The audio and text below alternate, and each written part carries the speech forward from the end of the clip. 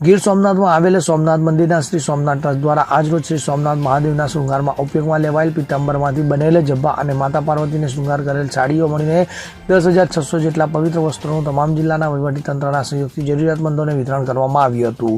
તો દેશના પ્રધાનમંત્રી નરેન્દ્ર મોદીની અધ્યક્ષતામાં કાર્યરત શ્રી સોમનાથ ટ્રસ્ટ ભક્તોને ઉત્તમ દર્શન અને અનુભવ આપવાની સાથે સાથે માનવતા પૂજા પણ કરી રહ્યું છે. તો ટ્રસ્ટ દ્વારા સોમનાથ મહાદેવને અર્પણ કરાયેલા વસ્ત્ર અને માતા પાર્વતીને અર્પણ કરાયેલ સાડીઓને વસ્ત્ર પ્રસાદ સ્વરૂપે જરૂરિયાતમંદો સુધી પહોંચાડીને અત્યંત સેવાનું કાર્ય કરી રહ્યું છે. તો અત્યાર સુધીમાં સોમનાથ ટ્રસ્ટ દ્વારા રાજ્યના ભાવનગર, મોરબી, બરોડા, પોરબંદર, જામનગર, સુરેન્દ્રનગર, કચ્છ, ખેડા, બોટાદ, મહીસાગર, નર્મદા, સિદ્ધપુર, પાટણ, અમરેલી, અરવલ્લી, મહેસાણા, બનાસકાંઠા, સાબરકાંઠા, જૂનાગઢ, ભરૂચ, નવસારી, ડાંગ અને પંચમહાલ મળીને કુલ 22 જિલ્લાઓમાં 7,748 વસ્ત્રો, ચીકી અને લાડુ પ્રસાદ સહિત કુલ 14,915 વસ્ત્ર અને પ્રસાદનું વિતરણ કરવામાં આવ્યું હતું. તો સોમનાથ ટ્રસ્ટ દ્વારા જિલ્લાઓના વહીવટીતંત્ર સાથે સંકલન સાથે તેમના સહયોગથી આ માનવતા સભર વસ્ત્ર પ્રસાદ સેવાનું આગવું આયોજન કરવામાં આવે છે.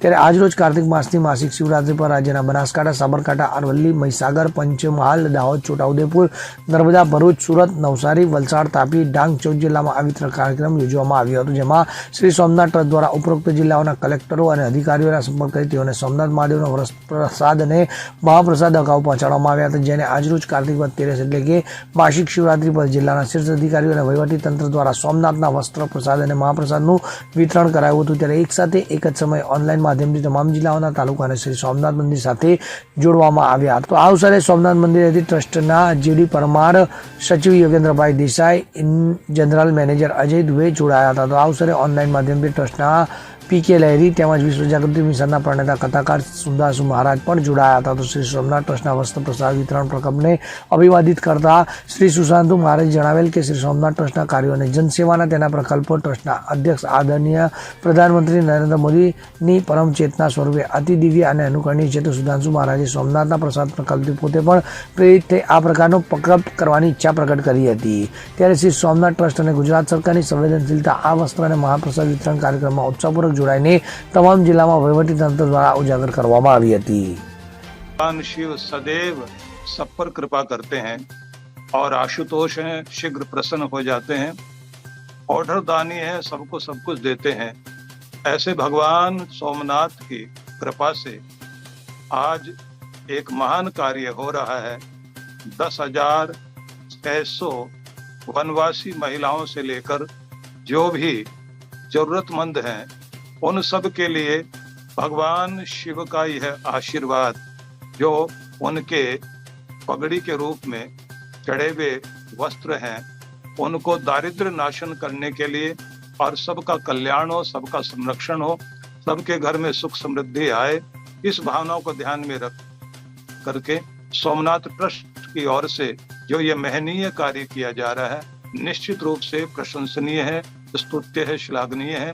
और इस महान कार्य के पीछे मुझे विश्व वंद्य लोक नायक हमारे यशस्वी प्रधानमंत्री नरेंद्र भाई मोदी की वह योजना जिसमें वो चाहते हैं कि कोई भी चीज व्यर्थ न जाए और भगवान के ये वस्त्र ये तो अमृत हैं और इस तरह से जो ये सोमनाथ वस्त्र प्रसाद सेवा यज्ञ का महान कार्य हो रहा है यह निश्चित ही इसके पीछे एक महान प्रेरणा है और उस प्रेरणा को ध्यान में रख करके ट्रस्ट के द्वारा जो ये कार्य किया जा रहा है निश्चित रूप से स्तुत्य है, प्रशंसनीय है, श्लाघनीय है, अभिनंदनीय है.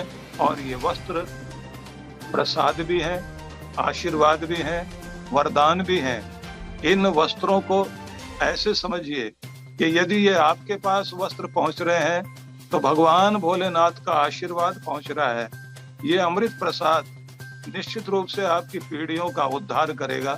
जिस भावना से ये दिया जा रहा है उस भावना से श्रद्धा पूर्वक इसको ग्रहण कीजिए. આજના આ શુભ પ્રસંગે જે પવિત્ર કાર્ય કરવામાં આવ્યું છે એ માટે સૌ પ્રથમ હું ભગવાન સોમનાથના આશીર્વાદની અપેક્ષા રાખું છું અને આયોજકોને ધન્યવાદ આપું છું. ભગવાન સોમનાથના મંદિરમાં આદ્ય જ્યોતિર્લિંગ અને અન્ય જે મંદિરો સોમનાથ ટ્રસ્ટ દ્વારા સંચાલિત છે એ બધા મંદિરોમાં દેવોને અર્પણ કરવામાં આવેલા ભક્તો તરફથી જે વસ્ત્રો હોય છે એ વસ્ત્રોનો સદુપયોગ થાય એમનો જરૂરિયાતમંદો ઉપયોગ કરી શકે એ માટે સોમનાથ ટ્રસ્ટ એ લોકોને અર્પણ કરે છે અને એ એક પરંપરા રહી છે. એ પરંપરાના ભાગરૂપે જ આજે એક આ આયોજન કરવામાં આવ્યું છે, જેમાં 14 જિલ્લામાં 54 તાલુકાઓમાં વસ્ત્રદાનનો આ વિધિ થઈ રહ્યો છે. એનો આ પાવન પ્રસંગ છે અને ભગવાન શિવની કૃપાથી એ સંપન્ન થઈ રહ્યો છે. એ માટે સૌ આયોજકોને હું ધન્યવાદ આપું છું. અને એ વસ્તુ આમાં મહત્ત્વની છે કે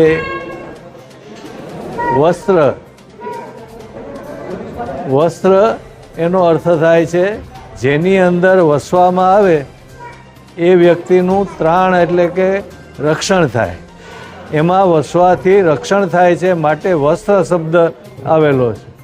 એટલે વસ્ત્ર શબ્દનો અર્થ જ વ્યક્તિનું ત્રાણ રક્ષણ થાય છે અને એમાં ભગવાનના આશીર્વાદ મળે એટલે પવિત્ર થાય અને પાપમાંથી મુક્તિ મળે. આ તો એક ધન્ય ઘડી કહેવાય કે એવા વસ્ત્રો કે જે ત્રાણની સાથે સાથે આપણને પવિત્રતા પણ બક્ષે છે. આ કાર્યમાં સહયોગ આપવા માટે સૌ જિલ્લા કલેક્ટરો અને જે અધિકારીઓ એ સૌના પણ અમે સોમનાથ ટ્રસ્ટ વતી આભાર માનીએ છીએ અને એ ઉપરાંત આવા કામમાં સદાય એ અમને સહયોગ આપતા રહે એવી અમે ઈચ્છા રાખીએ છીએ. દીપક જોશી સાથે CN24 ન્યૂઝ, ગીર સોમનાથ. હવે જુઓ દેશ દુનિયાની તમામ ખબરો તમારી આંગળીના ટેરવે. ઉઠાવો મોબાઈલ અને Google Play Store પરથી ડાઉનલોડ કરો અમારી CN24 ન્યૂઝ મોબાઈલ એપ.